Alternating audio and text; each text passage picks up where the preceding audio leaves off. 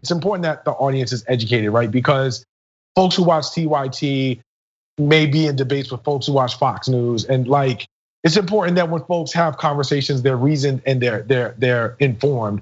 So a lot of people may not really understand what's the problem with voting ID. What's the problem with some of these restrictions that people are placing? And you made an allusion to systemic inequities that are baked into the system that make it more challenging for folks. And I think that it's really important that viewers understand, because of those systemic inequities, that makes it more challenging for folks in certain areas to be able to get ID. The types of IDs that are necessary may only be accessible in certain places.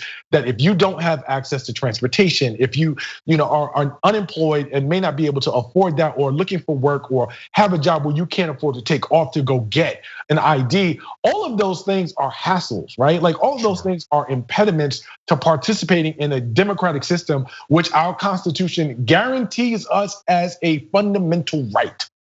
Yeah. Right? Like, so it's not that it's supposed to be this challenging to participate in the system. And so when it is, your point about the fact that this reflects on the systemic inequities baked into the system and sort of uses those to take advantage of folks and put them in particular positions has to be understood in order to understand why those arguments about, well, this is racially neutral, everybody has to have an ID, everybody has to do these things, is because it does not impact every community the same, right? Exactly. And so I think that's what people need to understand as they're having those conversations and thinking about why this legislation is so problematic. Exactly, and look, I'm watching the chat. I see some people who either honestly don't understand those inequities or just trolls. I don't know which. It's hard to tell if you're just casually watching the chat. But for instance, really fast, and we've got some other stuff I want to talk about. Saying you can use ID. Well, yeah, sure, everybody has ID. Okay, well then why in some states does your gun license count as an ID, but not like a student ID card? Why is that? Why are certain types of ID very carefully chosen that are clearly more likely to be possessed by conservatives the thing? Why is it that they fight back against Sunday voting when they know that certain communities are more likely to use organizing around churches to get people out to vote?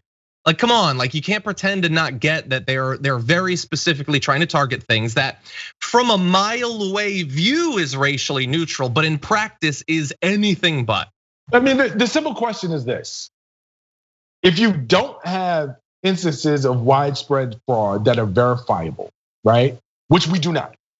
Mm-hmm. If you cannot provide instances of widespread fraud that are verifiable, then why are you so intent on making it more difficult for people to vote? Yep. If there were instances like widespread where a particular method of voting had been taken advantage of, like, I understand that there are instances where we have, in terms of voter purging or purging rolls, where we maybe had dead people vote or so on and so forth. I understand that those things have happened. And to that, I will say that no system is perfect, and that there are always going to be people who seek to take advantage of the system, and you should never make it easier for people to ballot stuff or make the election not have the integrity that it should. There's no argument there, right? Mm-hmm. But the instances that we have seen are not having such a widespread effect that would require these sweeping levels of modifications and regulations from a legislative perspective, right? Yeah. If anything, these are adjustments that could be handled by your local elections commission to ensure that the integrity of elections were maintained. Nevertheless, if you don't have those things, why is it so important to make it so much more challenging for people to vote? You're fixing a problem that does not necessarily exist in the way that you are making it seem. Yeah, totally. And I think, the question there is, again, why? Let's look at who it affects. Let's look at who it impacts, and then you have your answer. Exactly.